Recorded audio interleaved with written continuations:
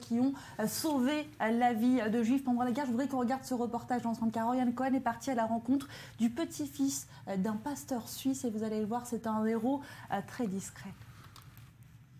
Cet homme, c'est Paul Sbinden, pasteur suisse dans une église française durant la Seconde Guerre mondiale, un pasteur sans histoire.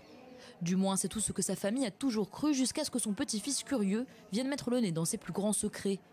Au hasard d'une conversation, Luc Sbinden découvre que son grand-père a caché des centaines d'enfants juifs durant la Shoah. Alors c'était une enquête, un mélange d'Indiana Jones, d'inspecteur, en quête de son Graal familial.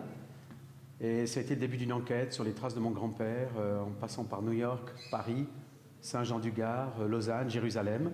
Et essayer de recomposer ce puzzle de souvenirs, de trouver des témoins, des photos et des lettres. François, fils de Paul, ne connaissait pas l'histoire de son père.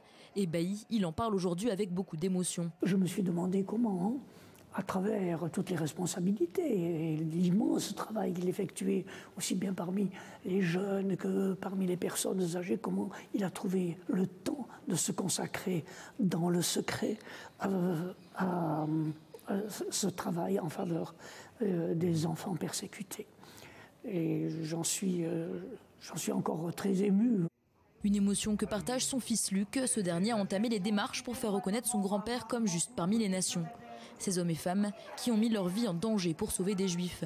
Il en existe plus de 27 000 dans le monde. Pourtant, le processus de reconnaissance est long et très complexe. Mon rôle est donc de prendre ces dossiers et de faire une enquête, de commencer à rechercher les témoignages des personnes sauvées ou, comme je viens de le dire, de leurs descendants, et également tous les détails, comment, à quelle époque, dans quel endroit ces personnes ont été sauvées, et également par qui.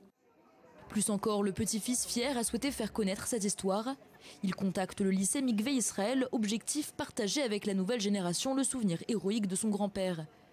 Rebecca, touchée par l'épopée courageuse de Paul Sbinden, s'est emparée de ce récit et a décidé d'organiser une exposition sur la vie de ce héros oublié dans le lycée dans lequel elle travaille. Et donc je me suis dit, écoute, j'ai une idée, je vais faire une petite exposition scolaire pour remercier ton grand-père d'avoir sauvé des Juifs, tout simplement.